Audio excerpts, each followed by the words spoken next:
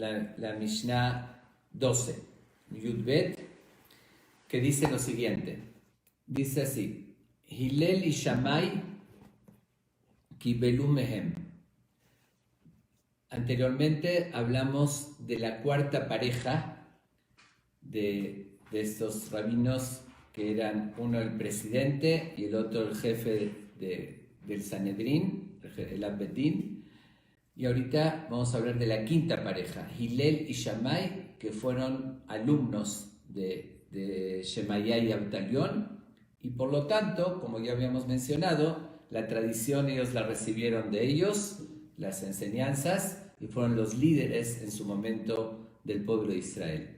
Entonces, Hillel y Shammai es la quinta pareja que ejercían de esa manera, uno presidente y el otro jefe del tribunal. Quinta y última. Con ellos culminó el concepto de parejas y después ya vinieron de vuelta grandes rabinos, como vamos a ver más adelante. Bueno, en esta ocasión menciona las enseñanzas de Hillel y va a haber 3 Mishnayot que siguen hablando de lo que Hillel transmitió. Realmente Hillel fue se puede decir el más grande maestro de su época. Yo personalmente tengo una admiración muy especial sobre Hillel, tal vez podría decir en términos actuales que soy su fan, y digo esto porque considero que Hillel era completo, tanto en sus cualidades como en su sabiduría. Fue una luminaria, y las historias acerca de él, realmente en este tiempo reducido que explico la Mishnah, aunque trato de explicarla de forma completa, pero no alcanzaríamos a hablar ni ahorita ni en varios días de todas las grandes historias y los actos tan heroicos, podría llamarlos también, porque su comportamiento fue ejemplar acerca de la historia de Hillel.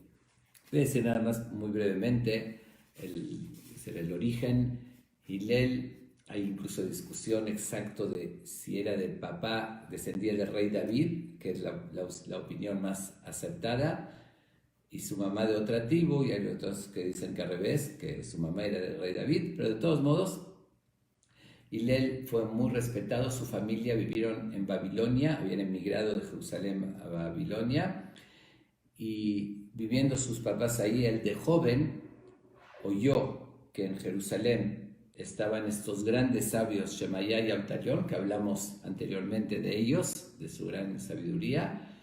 Entonces él viaja solo a Jerusalén, a Jerusalén, solamente para aprender de ellos. Tenía una pasión por el conocimiento y el estudio única. De verdad era una pasión única, y como yo, que los más grandes sabios de su época era Shemaya y Abtalión, no le importó en ese entonces, ¿no?, los viajes que eran tan difíciles, y solo, sin medios económicos, viajó con tal de poder estudiar y superarse. Y es muy conocida la anécdota que relata el Talmud, que él era muy pobre y no le importaba lo que tenía que hacer. Trabajaba de vender leña, aguatero, vendía agua, mediodía trabajaba y mediodía se iba a estudiar. Ganaba algo mínimo, dicen que una moneda, que con eso, de la mitad, con la mitad vivía y con la mitad pagaba para poder entrar a la yeshiva, donde enseñaban Shemaya y Abtalión. Y el famoso relato es que en una ocasión, era un viernes, que ese viernes no pudo tener la entrada que tenía todos los días. Ese día ganó media moneda, que le alcanzaba solamente para comer. Entonces trató de entrar y no lo dejaron. Hay diferentes versiones, que el guardia, que había recibido la orden de los rabinos que no deje de entrar a cualquiera, principalmente por los que ya mencionamos, es Sedoquim y Baitosim, los saduqueos, que ellos renegaban y venían a veces a molestar, renegaban en la Torah oral, entraban solamente a cuestionar y a molestar. Entonces la orden fue que no dejarlos a ellos.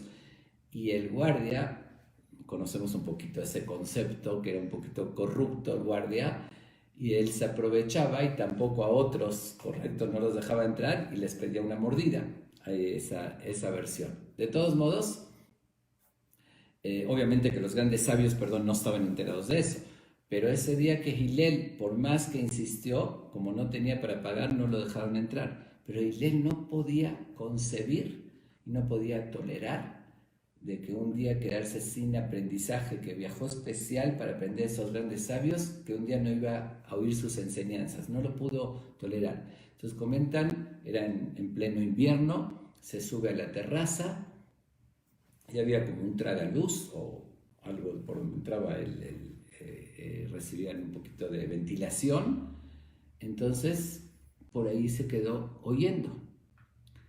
¿Qué sucede?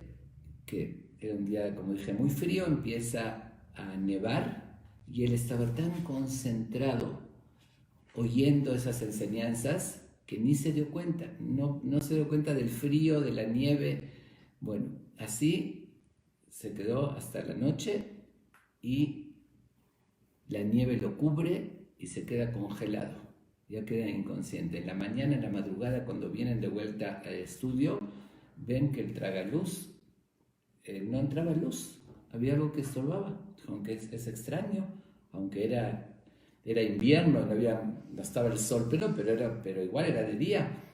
Suben a ver qué está sucediendo y lo encuentran a Hillel ahí enterrado en la nieve, congelado. Se dan cuenta, lo reconocieron porque él iba todos los días a estudiar, la sed que tenía del estudio. Dijeron todos, por alguien como él no cabe la menor duda que se puede violar Shabbat. Inmediatamente prendieron fuego, lo reanimaron, lo revivieron, lo calentaron y ahí quitaron esa orden quitaron al guardia, que ya dejen entrar, y se permitieron que ya pueden entrar todos a estudiar. Fue una lección que recibieron. Pero eso nos demuestra su sed por el conocimiento. Él estudió de joven con ellos y después se regresó a Babilonia, que ella siguió creciendo en estudios, siguió estudiando ahí sí todo el día, ahí tenía su familia, y a los 40 años regresa a Jerusalén. Ya mencioné un poquito la historia de esa época, fue ya después de los Hashmonaim, ya se acabó totalmente, y después de Hyrcanos, que fue el último rey de los Hashmonaim, y ahí fue el malvado Jordos, que era el rey en esa época cuando Hillel regresa a sus 40 años a Jerusalén. Pero Jordos rechazaba mucho a los sabios al estudiar la Torá, pero era un sistema que estaba el Bet HaMikdash y que había un Sanedrín y no podía violar ese sistema. Entonces puso como jefe, como Nasi, como presidente, a Baitos, Bet Baitos, de la familia de Baitos, que realmente él sabía que no eran grandes sabios, no tenían muchos conocimientos. Dijo, igual así se va a llevar de esa manera, pero no se va a transmitir la Torá como debe ser, que él no quería eso. Entonces realmente los sucesores de Hillel y Shammai no fueron, los sucesores, de Shemaiah y Abtalión, no fueron directamente Hillel y Shammai, fueron los de Baitos, así lo menciona el Talmud. Y una vez llega la fiesta de Pesaj, pero justo ese año cae que vísperas de Pesaj fue Shabbat, que Pesaj comenzaba el sábado en la noche y domingo. Y estos dirigentes de Baitos, la verdad no tenían,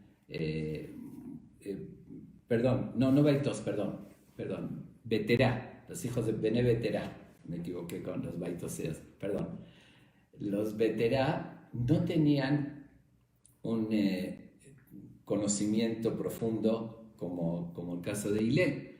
Entonces, como tenían muchos años que no sucedía que caiga vísperas de Pesaj Shabbat, se cuestionaron ellos y no sabían responder si se llevaba el sacrificio de Pesaj, aunque sea Shabbat, o no se llevaba.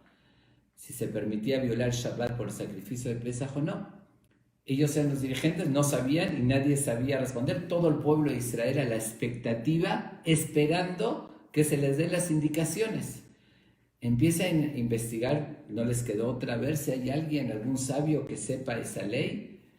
Y no, le dicen, bueno, está el gran sabio Hillel, que llegó de Babilonia. Hillel Ababli, así se lo conocía como el de Babilonia. Y vamos a llamarlo porque él es muy sabio. Lo llaman a Hillel y él empieza a dar todos los argumentos muy profundos para demostrar que sí se podía llevar el sacrificio en Shabbat, pero los hijos de Beterá, esos dirigentes, como que trataron de rechazarlo. Puede ser que por su orgullo también, que llegó alguien de afuera y sabía más que ellos. Pero cuando vio a Hillel que no le aceptaban sus argumentos, aunque eran muy convincentes, les dice, todo esto que estoy diciendo lo recibí de Shemaiah y Abtalión, que nadie cuestionaba su autoridad. Cuando ellos oyeron así, que esa enseñanza viene de Shemaiah y Abtalión, tuvieron que aceptar y propagaron en el pueblo de Israel que se hacía el sacrificio. Pero viendo la sabiduría de Hillel que se puso en evidencia, no les quedó alternativa más que renunciar y pedirle a Hillel que tome ese puesto que de verdad lo merecía. Él de verdad tenía el conocimiento y la sabiduría, más ellos que lo puso el rey Ordós no tenían esos conocimientos, y ahí es cuando fue nombrado Hillel como presidente de ese título de los Jamim, y el que tenía, el dirigente, el que tenía la última palabra. Realmente, cuando fue nombrado él como Nasi, el rey Ordós también, y se había nombrado a otro Jajam que se llamaba Menahem, como su pareja, que dice, después de Shammai, era Hillel y Menahem, no era Shammai. Sin embargo, ese Menahem, que tampoco tenía el nivel como Hillel y demás, llegó un momento y rechaza su puesto y se aleja y se va por conveniencia con el rey Ordós, que era muy negativo, era muy perverso, de hecho, el malvado, y deja el puesto y se aleja de la Torá, se aleja del cumplimiento de los preceptos y se va con el rey Ordós. Ahí es cuando Hillel trae a su compañero Shammai, que lo puso como jefe del Betín, del tribunal, y él era el presidente. Bueno, eso es más o menos el contexto de cuando fue nombrado. Como dije, lo dije la vez pasada, esto alrededor de 100 años empezó, antes de la destrucción del templo, y duró un buen tiempo ese periodo, que era menos de 100 años de hecho. Bueno, la verdad es que no sé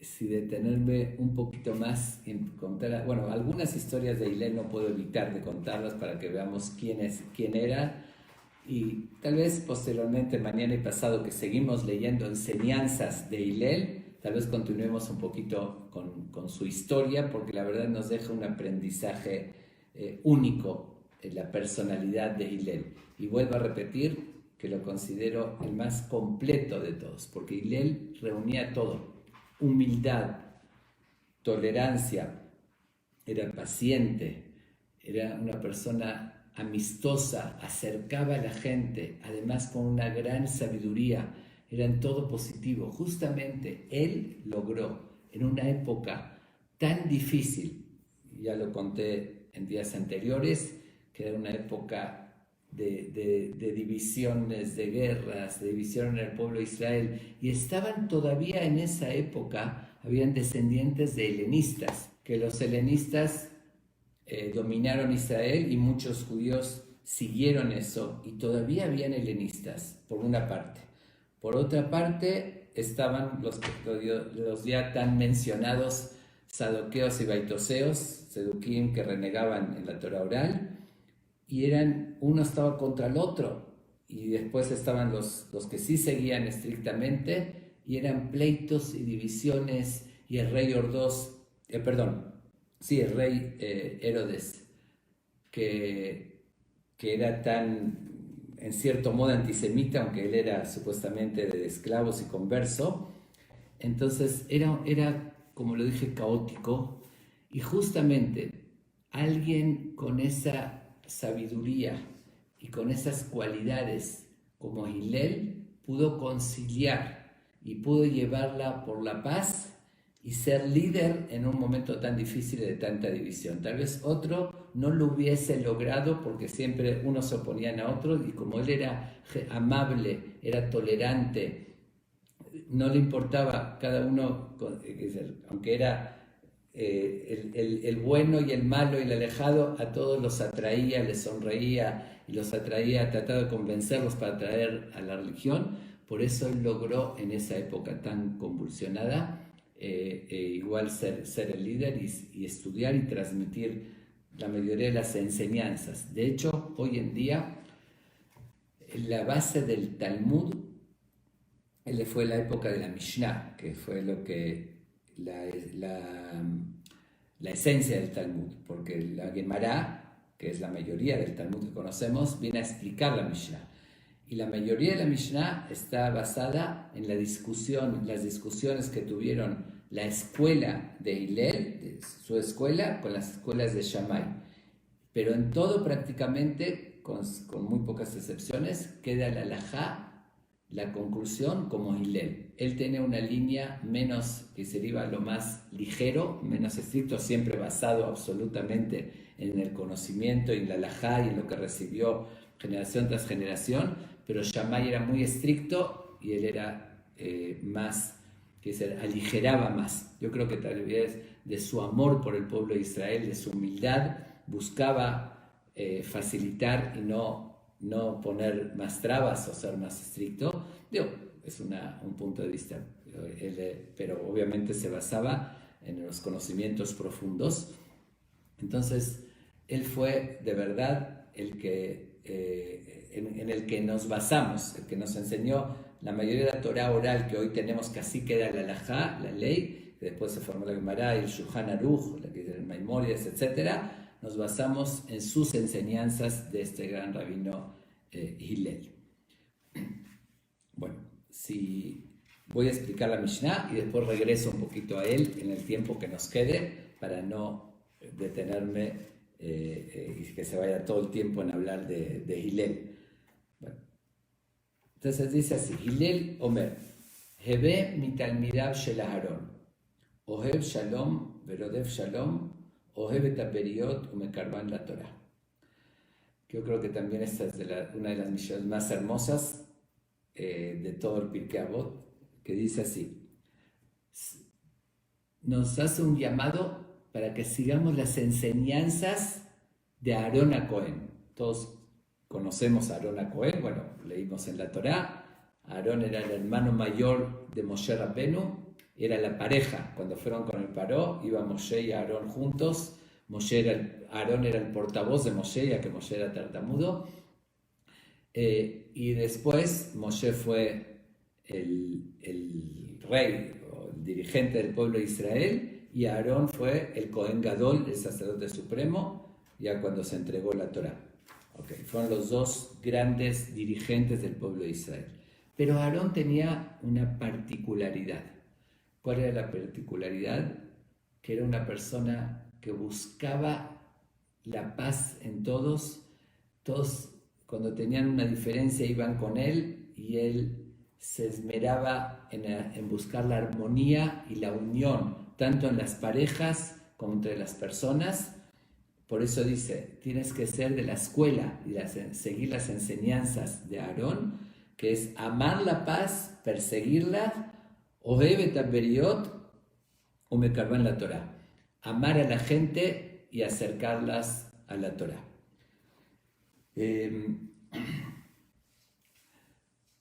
Preguntan aquí los Jamín, ¿por qué nos tienen que enseñar justamente Hillel diciendo que seamos alumnos de Aarón. ¿Por qué no dice directamente el pasuk de Teilim, que lo dijo el rey David? Bakesh shalom verotfeu, busca la paz y persíguela. Dice, sin necesidad de decir que seamos de los alumnos de Aarón, puede decir directamente la enseñanza directa. Y Lel Omer, Oev Shalom, Oev Shalom, uno tiene que perseguir, amar la paz y perseguirla, o Bakesh Shalom, como dijo el rey David en el Teilim. Aquí nos viene a enseñar algo muy importante. Si diría solamente buscar la paz y perseguirla, uno diría, bueno, ok, busco la paz cuando tengo un problema. Bakesh Shalom es buscar la paz. Tengo me llega un pleito y en vez de seguir el pleito, fomentarlo, evito el pleito y busco la paz. Okay. Pero aquí dice otra cosa. Seguir las enseñanzas de Aarón, que iba más allá de evitar un pleito y buscar la paz. Amaba la paz y él buscaba cómo resolver problemas. Es famosa lo que dice el Midrash, a cómo se dedicaba a Aarón, que si veía que dos personas se pelearon y ya no se hablaban, iba con uno y le decía, oye, hablé con tu amigo, él está muy apenado, te quiere pedir perdón, pero no se anima, le falta el valor, sabe que se equivocó y quiere acercarte a ti, quiere ser tu amigo. Y bueno, el otro se empezaba a sentir así apenado, decir, uy, no me imaginé, yo pensé que él me guardaba rencor y me odiaba. Después iba con el otro y le decía exactamente lo mismo. Oye, tu compañero quiere pedirte perdón, está apenado. Cuando se llegaban a encontrar, cada uno sintiendo que el otro quería acercarse a él y le quería pedir perdón, entonces iban, se abrazaban y los dos se pedían perdón y así decían las paces. Aunque parezca que era un poquito cambiar la verdad, pero justamente cuando hablamos de mentira, el concepto de mentira es la idea que es mentira, que lleva algo incorrecto y se transmitió algo chueco, pero cuando es justamente la forma de acercar, se convierte esa mentira en verdad. Eso es por una parte, así lo explica. Pero además de eso, dice, Aarón se acercaba a cualquier persona, al más alejado, al más distante de la Torah, al que lo llamaríamos Rasha, un malvado y un alejado, igual a Aarón se le acercaba, le daba una palmada, le sonreía, y así los acercaba, porque esa persona al contrario se sentía que el gran dirigente Aarón, él no me está viendo mal, aunque yo cometí todos los errores y pecados, igual él me aprecia y me quiere. Por ese mismo cariño, por esa misma amistad, esa persona le da pena y se iba acercando a la Torah, y más cuando le decía palabras bonitas. Lamentablemente hoy como que se perdió mucho esa escuela. Si actuaríamos todos de esa manera, si en el mundo seguiríamos esos caminos, en vez de tantos pleitos y divisiones, y decir yo soy de otro estatus, yo soy así, el otro es menos porque no cuida como yo, en vez de eso, al contrario, actuar como Aarón y sonreír a la persona, atraerlos, son todos del pueblo de Israel, demostrar ese cariño, hoy estaríamos diferentes. Muchísima más gente estaría mucho más cercana a los valores de la Torah. Lamentablemente no tenemos presente esta gran enseñanza de este gran sabio Hillel, que como les dije considero que fue de las personas más ilustres de la historia, y por eso nos dice con esa palabra, Ebe mi talmidav shel Aarón, sé de los alumnos de Aarón, Ohev Shalom verodev Shalom. No solamente que busca la paz, la tienes que amar, tienes que entender que eso nos da, cuando hay armonía nos da paz interna, nos cambia la calidad de vida. No hay algo más destructivo en la persona que cuando hay divisiones y cuando hay pleitos, quita el sueño, destruye a la persona, ¿no? Incluso hay estudios comprobados que una cosa lleva a la otra. Cuando hay pleitos, cuando uno está con quien sea que no está en paz, eso le trae amargura, y si incluso si uno puede llegar a tener una enfermedad, eso la empeora. Y levantar, tener paz interna, estar con tranquilidad, lleva a la persona a tener a mejor salud incluso. Afecta también en el estado físico, principalmente, muchas cosas que afectan, ¿no? Ser negativos, etc. Pero principalmente cuando una persona no está en paz con la gente que lo rodea, está en pleitos, aunque tenga razón y diga él me hizo y yo tengo razón, por eso estoy peleando y por eso no lo saludo, pero eso lo destruye por dentro y le causa muchos males como consecuencia de eso. Bueno, vemos en la Torá que se le da extrema importancia a la paz y la armonía. Hoy justamente recordamos, como dije, es Yom HaZikaron, de los caídos en la guerra de Israel, que bueno, desde en el mundo se habría más conciencia de la paz y que se evitarían las guerras con tantas repercusiones tan negativas, que no existe ganador, siempre hay, uno pierde más, uno pierde menos. Hasta en nuestro pueblo, si habría más unión, Israel sería invencible, si no estaría tan dividida. Yo considero siempre que el peor enemigo no son los externos, sino son los internos, que es la división nuestra. Y como dije, en todos los aspectos, nada más cumpliendo esta Mishnah que nos enseña Hillel, si aplicamos amar la paz, no es solamente hacerla, amarla, buscarla, perseguirla, es decir, como Aarón, si el otro tiene un pleito, voy y busco conciliarlos, y eso es perseguir. Ohevet haperiot, amar a la gente, que una cosa tiene que ver con la otra. Si hay amor, no voy a evitar el pleito. Y después umekarban la Torá y acercarlos a la Torá. ¿Qué significa? ¿Qué tiene que ver? Amar con acercarlos a la Torá son dos conceptos aparentemente totalmente diferentes. No, justamente si hay un amor verdadero hacia los demás, entonces me preocupo por su bienestar cuando amo al otro. Y así como todos entendemos que si yo veo a alguien, un ejemplo, que quiero mucho, y veo que su hijo, sin que se entere el papá, está inyectándose heroína, que será algo muy peligroso, que sea una droga que sé que lo va a matar al final. Si lo quiero y quiero a la familia, me voy a preocupar por ayudarlo. Oye, hablar con él, buscar una solución, advertirle, cuidado, porque sé que eso le va a hacer daño. Y lo mismo económicamente. Si acabo de comprar de un proveedor de China, por decir, una mercancía que creí que iba a ser un negocio, y de repente me doy cuenta que hubo un engaño y estaba toda fallada la mercancía y perdí todo mi dinero, y veo un amigo mío que va a comprar lo mismo pensando que es un buen negocio, obviamente tengo obligación moral de advertirle, y más si lo quiero no voy a permitir que él caiga en la trampa y que también se perjudique como yo me perjudique.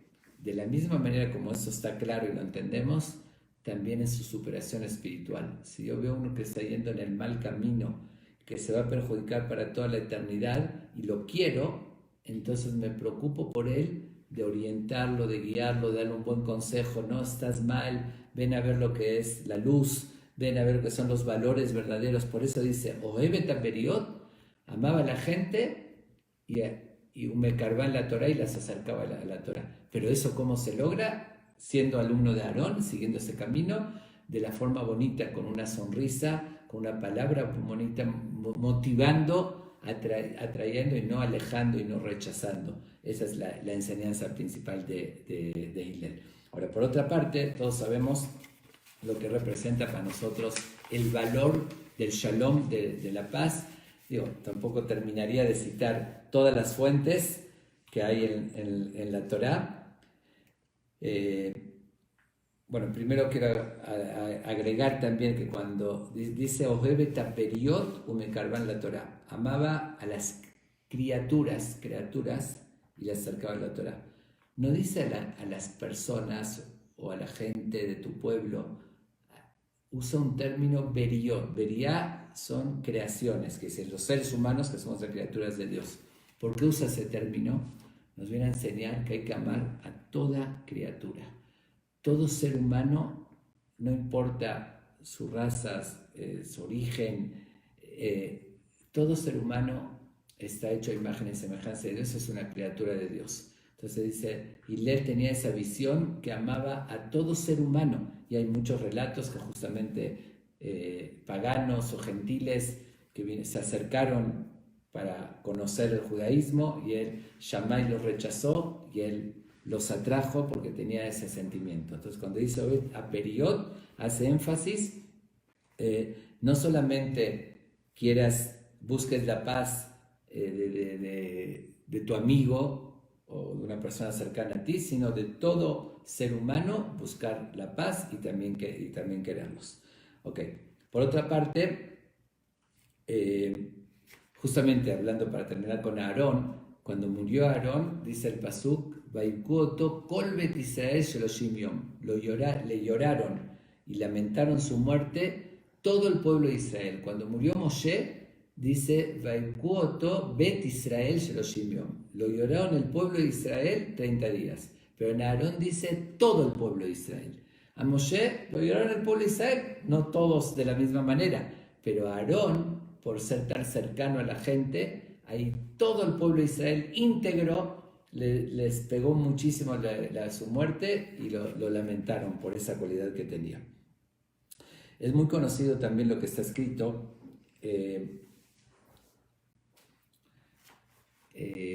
en Kelí, lo más Hashem, Kelí Mahazik Berajale Israel como a Shalom. No encontró Dios una forma de decir, un utensilio que mantenga la bendición para Israel como la paz. ¿Qué quiere decir un objeto? No encontró un objeto que mantenga la bendición como la paz.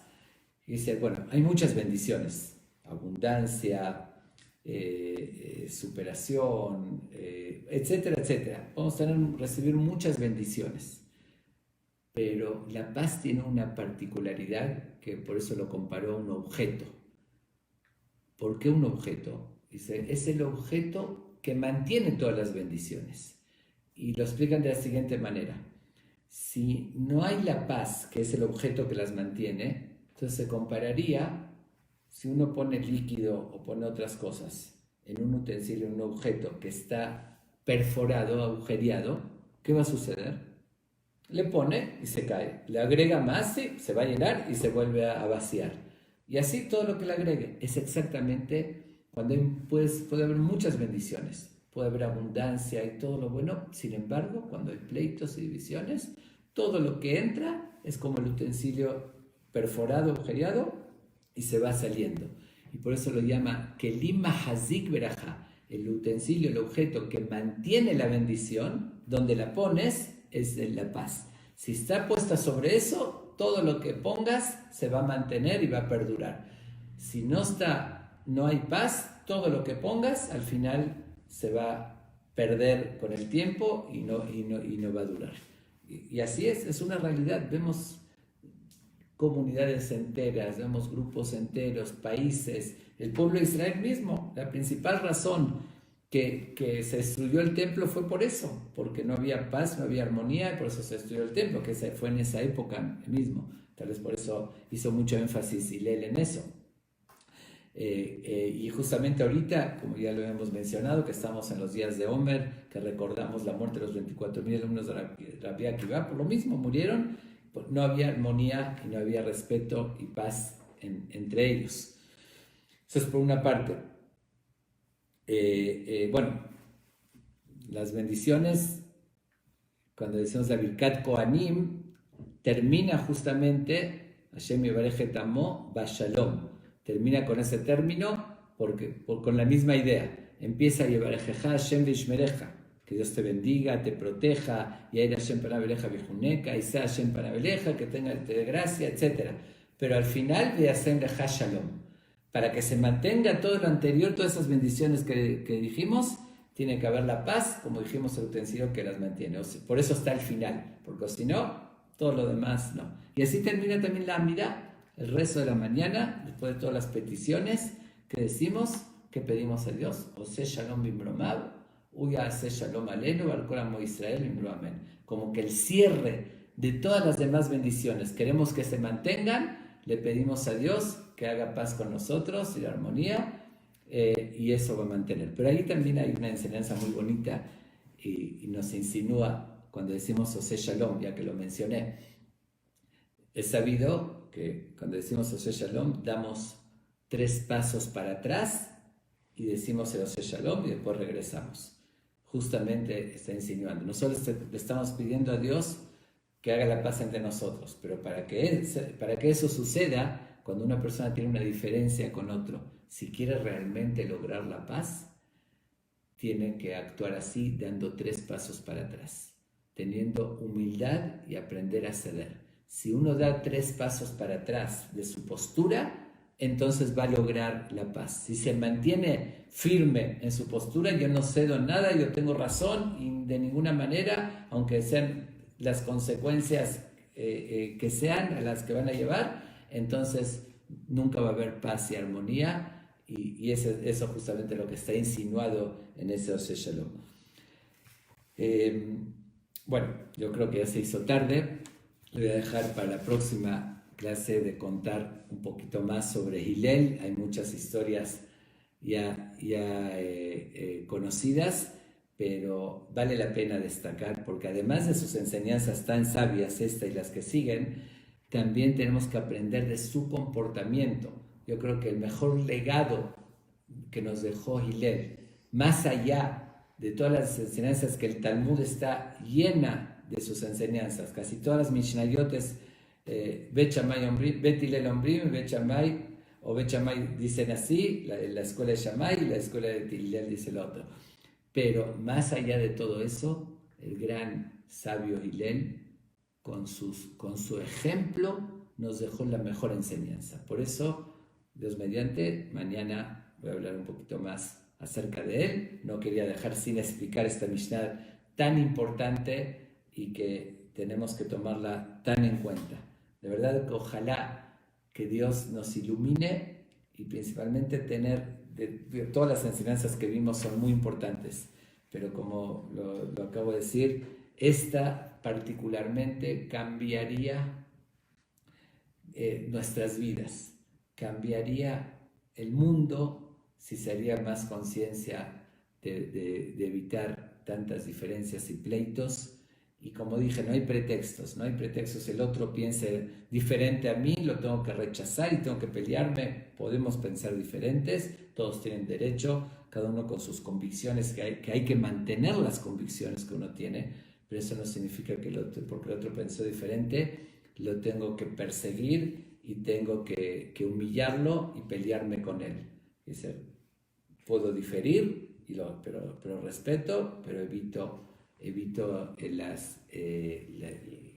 las agresiones solamente, van a ser verbales, los pleitos, y como dije, no hay pretexto, y vuelvo a repetir, eso lo aprendemos de Aarón. Al contrario, al más alejado se le acercaba. Entonces no cabe decir porque el otro piensa diferente, está más alejado de la Torah, por eso me voy a pelear con él. Porque al contrario, si lo haríamos como lo hizo Aarón, veríamos que la gente no estaría tan alejada.